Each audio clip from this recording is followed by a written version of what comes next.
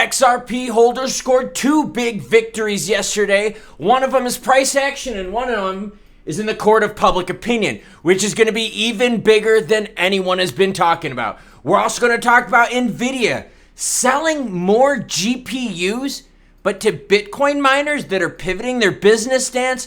We're going to talk XRP price action, along with news out there that's not good because it has to do with 401ks and crypto adoption. Starting it off with you, Aid Torrent says, who are all these endurance athletes that do 6 minutes?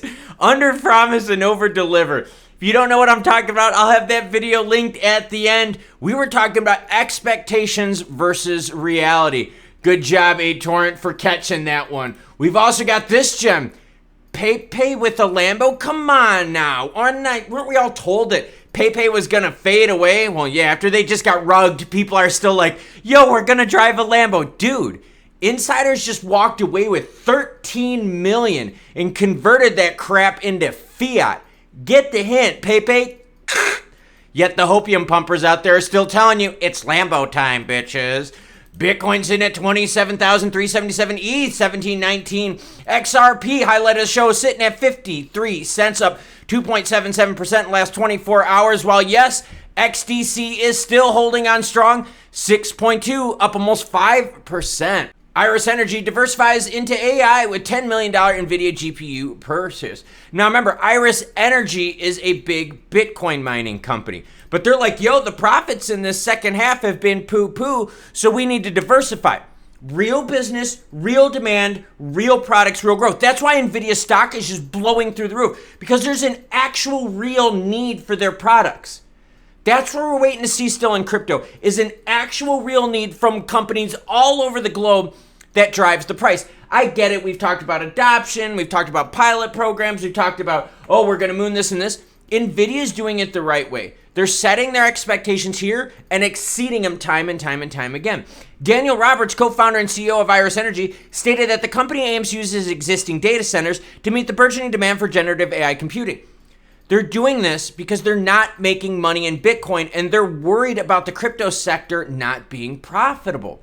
So these miners now are starting to get the hint. They're like, you know what? To stay afloat, we need to diversify. We can't just be Bitcoin miners. We have to do more.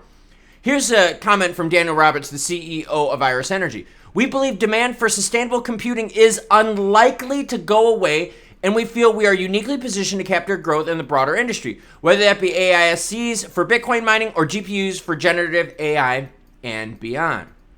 Interesting here, because this is benefiting NVIDIA, but also showing us out there that the Bitcoin miners are like, oh God, we're getting nervous, we need to diversify. And we know that Bitcoin is one of the biggest things that, yes, everyone, pulls the market both up and down. The reason the market is up has to do with the court of public opinion and also the court saying, yo, SEC, you got to listen to the ETFs fairly. This one's not good, and then we're going to get into good news, all right? See what I'm saying? I bring news both good and bad so you can make the best informed decisions. Judge validates Labor Department's caution on crypto and retirement plans. Now, a lot of bogus YouTubers out there are like, well, wait till they put 401ks, crypto jumps in. It's not going to happen, and here's why. A U.S. federal judge rejected for USAL's lawsuit against the Department of Labor. The move upholds the agency's cautionary stance that cryptos may not be suitable for retirement savings. 4USAL sued the Department of Labor last year in June, arguing that its efforts to limit cryptocurrency in their retirement accounts were arbitrary and capricious. There's going to get into some stats here. This is pretty interesting. In March, the Department of Labor released guidelines for 401k plans contemplating crypto investments and warned of potential investigations for those offering such options. Basically, stay away. After that announcement, 4USAL claimed that about 1/3 of its plan participants decided not to move forward due to concerns about enforcement actions. So you got the Department of Labor saying, yo, 401k is not a great place to put your crypto. There's a lot of enforcement issues. We got a regulatory issues. Don't park your money in there for 401ks. And about 1/3 of the people that were actually deciding to park money in 401ks are like, can't move forward. We're too nervous about enforcement actions.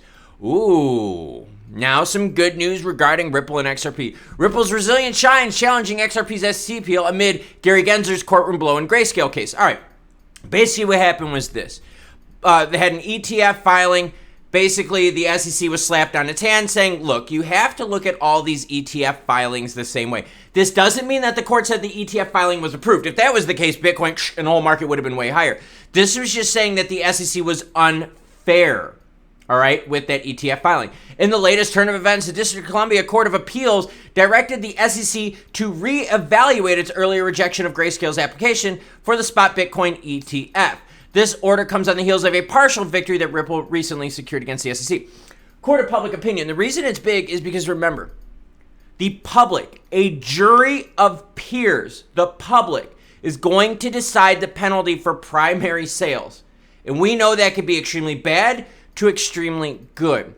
But now the court of public opinion is hearing, wait a minute, they screwed up with Grayscale, and they also saw there was a partial victory with the Torres action. Public opinion. This is going in the ears, eyes, and brains of people who are going to be future jurors on the case to decide the fate of Ripple Labs XRP. From Stuart Alderati. The SEC is getting battered in court. In our case, it's been proven wrong. Been called hypocritical, lacking faithful allegiance to the law, fined for discovery abuses, and now another distinguished court saying it's arbitrary and capricious. That's a really big deal. Yes, it is a very big deal because the court of public opinion matters. Because a jury of peers are going to decide the penalty for primary sales violations. Now, XRP did receive a healthy push on up, but what did we say yesterday in the video?